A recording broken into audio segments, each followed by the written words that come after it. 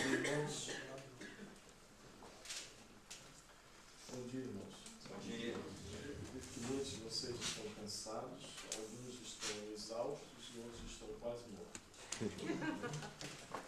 E eu, quando vi os irmãos ali falando da igreja luterana, eu disse, bem, chega lá, eu vou dizer que também nós somos, se temos alguém gigante, nós somos do Calvino, né? Uma briga de gigante lá e nós somos apenas roda de rodapé, nota de rodapé.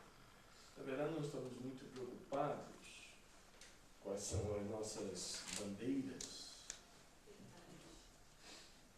Nós não estamos muito preocupados o que, na verdade,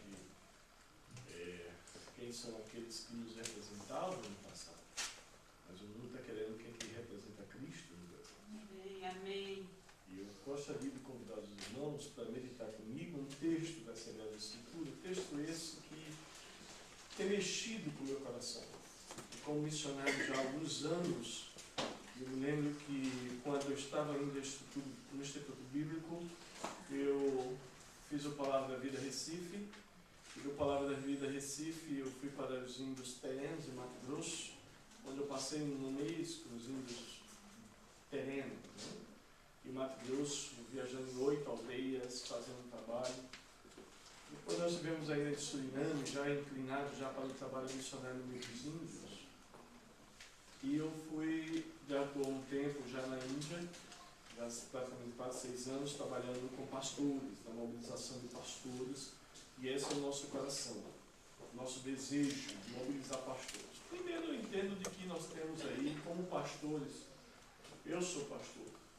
E não pense que nós somos super-homens. Por mais que nós falemos, nós anunciemos, nós preguemos assim, para mobilizar o povo olha para a gente como se fosse um verdadeiro depósito, incansável, sempre cheio da unção de Deus. Não é verdade. E o pastor que vê dessa imagem pode saber que ele está arrebentado interiormente. Porque o pastor ele tem as suas fraquezas, os seus traumas, as suas angústias e as suas cicatrizes da alma, que só Deus sabe e Ele sabe. Então, eu olho pela vida do seu pastor, não sei quem é, mas interceda pela vida dele. E o que eu tenho visto e presenciado na Índia e agora no Brasil, quando eu estive viajando, e agora só no mês de outubro nós fizemos 3 encontros com pastores na região de Anápolis. Foi muito bom. O que eu vi foi pastores buscando mais a presença de Deus, dependendo da presença de Deus e recebendo aquela grama verde para dar não somente ao povo dele, mas à sua própria alma. Eu gostaria de meditar com vocês, irmãos, Deus nos dê graça, em Apocalipse, o livro de Apocalipse. Eu gostaria que você colocasse o dedo em Apocalipse capítulo 5.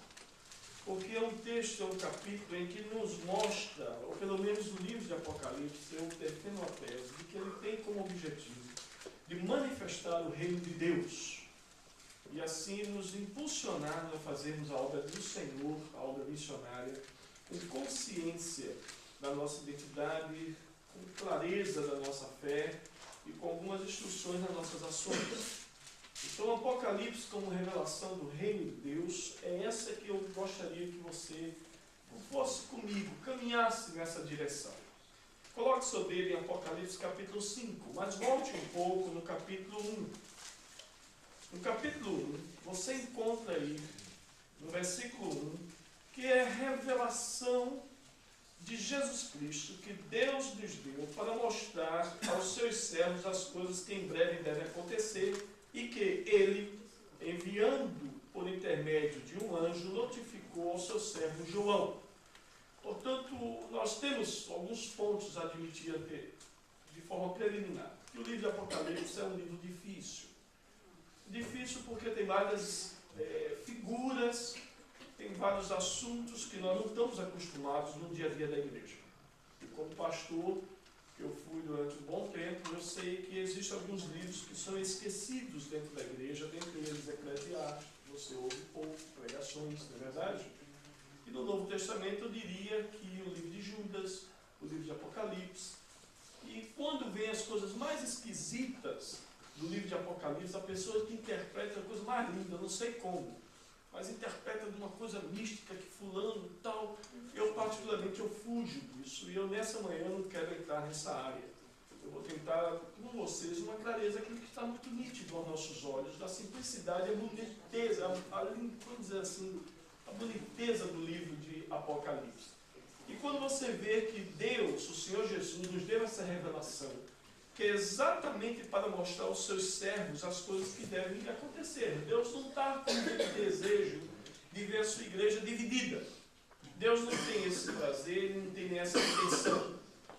E quando ele diz que é para mostrar, para dar aos seus servos, ele diz que notificou isso ao seu servo João. Diz aí no capítulo 1, verso 1. Notificou ao seu servo João, o qual atestou a palavra de Deus e o testemunho de Jesus Cristo quanto a tudo que o viu. Aí no capítulo 1, ainda no verso 4, ele diz que em diante vem como que uma visão que ele teve ainda da autoridade de Cristo. Veja aí, eu acho muito linda essa parte, quando ele diz aí, João, as 7 igrejas que se encontram na Ásia, graça e paz a vós outros da parte daquele que é, daquele que há de vir, da parte dos 7 espíritos que se acham diante do seu trono.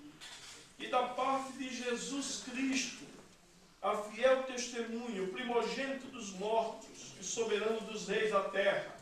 E essa versão aí no versículo 5, aquele que nos ama. Esse Jesus, a fiel testemunha, diz aquele que nos ama. Aquele que nos ama. E pelo seu sangue nos libertou dos pecados. E João teve essa experiência. Ele estava preso na ilha de Patmos por causa do Evangelho. E ali ele teve, como ter em espírito, uma revelação do Senhor. Particularmente, às vezes, se encontrei no Espírito, encontrei no Senhor. Nós podemos hoje tentar colocar um pouco do nosso misticismo em cima dessa experiência de João.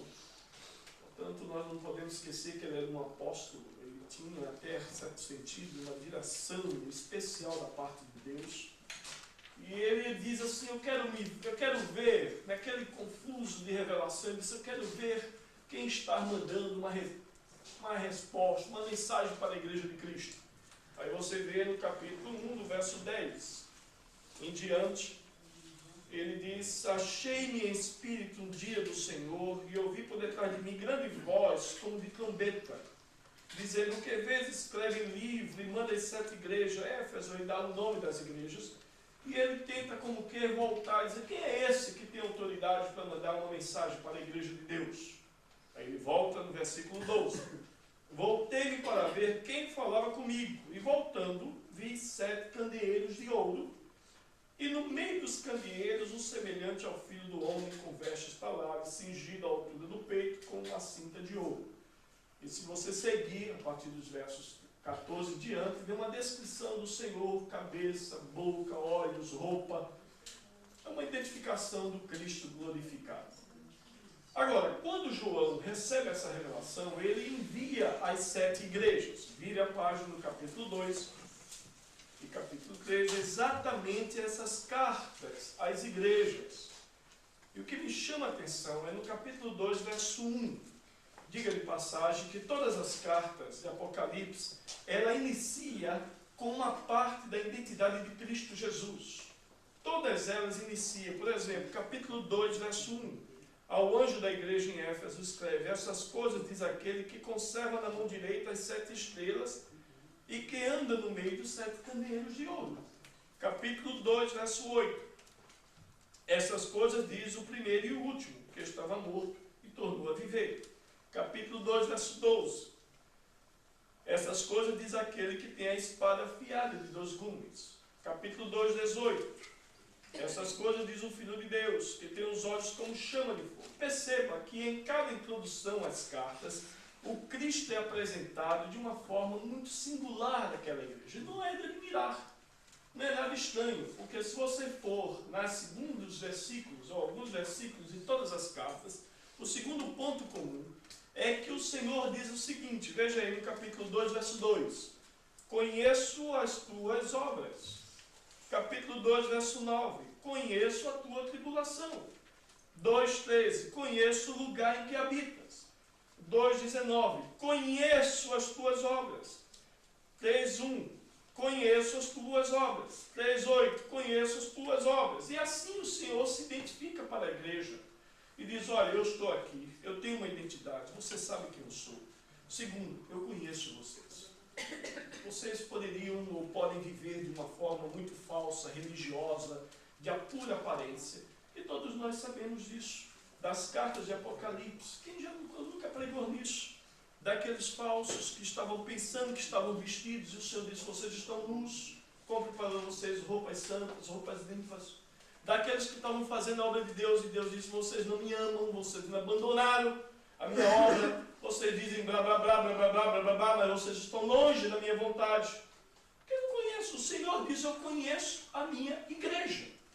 Isso me conforta, porque o Senhor que nós pregamos é aquele que passeia nas cadeiras, anda entre os bancos, e quando o indivíduo chega, quando o indivíduo vai, o Senhor diz, eu sei quem você é. Você não precisa me dizer, você não precisa desejar um abraço do pastor, qualquer coisa parecida. Eu sei quem você é, e sei o que você está passando. O Senhor Jesus, eu quero no nome de Jesus, lhe dizer isso nessa manhã. Jesus conhece você. Amém. Ele conhece as suas necessidades. Amém. Ele sabe quais são os seus anseios, as suas tribulações, as suas angústias, onde é que você está e o que é que você faz. O segundo e último, ou terceiro e último ponto comum das cartas que João envia às igrejas está aí exatamente no versículo, nos finais de todas as cartas. É um ponto comum. Ele diz, capítulo 2, verso 7, quem tem ouvidos, ouça o que o Espírito diz. Capítulo 2, verso 11, quem tem Espírito, ouça o que o Espírito, quem tem ouvidos, ouça o que o Espírito diz às igrejas. Capítulo 2, verso 29, quem tem ouvido, ouça. E assim sucessivamente, e todos os finais da carta, parece que João termina com um estribilho, voltando àquela mesma música. Se você tem ouvido, ouça o que o Espírito diz. Uma das coisas que me chama a atenção nesse versículo, que não é um texto de um verbo no passado. Quem tem Espírito, ou quem tinha Espírito, quem tinha ouvido, ouvia o que o Espírito dizia à igreja. Não, o texto está no presente simples, que diz, quem tens ouvido, ouça o que o Espírito está dizendo ainda hoje na igreja. O Senhor está nos dizendo e que o Espírito dele está ainda na igreja falando, ensinando, instruindo a igreja no caminho que deve andar. Portanto, ouvir as Sagradas Escrituras e ouvir a voz do Espírito, o que é que ele está nos dizendo, confirmando no coração. Então, se podemos dizer que Jesus tem uma identidade muito pessoal, muito definida na vida do indivíduo, dentro da igreja, a igreja sabe quem é Cristo. Segundo, eu poderia dizer que Cristo é aquele que conhece a sua igreja, por mais que tentemos falar ao Senhor, dizer ao Senhor como está a igreja, é muito mais fácil, é muito fácil para nós, como líderes, cairmos a pau em cima da igreja, batermos na igreja, criticarmos a igreja do Senhor. Eu aprendi que eu preciso ter cuidado quando fizer isso.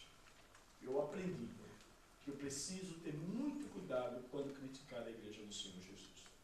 A não ser que eu esteja muito ciente de que o Espírito do Senhor, de fato, está descendo, está me ungindo para exercer uma função profética de exortação à igreja do Senhor. Mas pegar a pedra e jogar nas vitrines é muito mais fácil. Mas alguém chegou para mim e disse, se você joga pedra hoje, não se esqueça que amanhã você será viver. Eu posso ver isso nas Sagradas Escrituras, que o Senhor conhece a sua igreja. E o último ele disse, eu ainda continuo falando com vocês. É verdade, no capítulo 2 e no capítulo 3 são as cartas da Ásia, das igrejas da Ásia, e existem várias interpretações, há quem diga que são as dispensações, há quem diga que não tem nada a ver. Eu, particularmente, não estamos aqui para isso, mas apenas para nós mostrarmos quão simples é. Agora, no capítulo 4, que você vira, é uma visão que está relacionada ao trono de Deus. Veja aí, no capítulo 4 de Apocalipse, ele diz, depois dessas coisas que eu tenho recebido, Olhei e eis não somente uma porta aberta no céu, como também a primeira voz que eu vi, como de trombeta, ao falar comigo, dizendo: sobe aqui para aqui, e te mostrarei o que deves acontecer depois dessas coisas.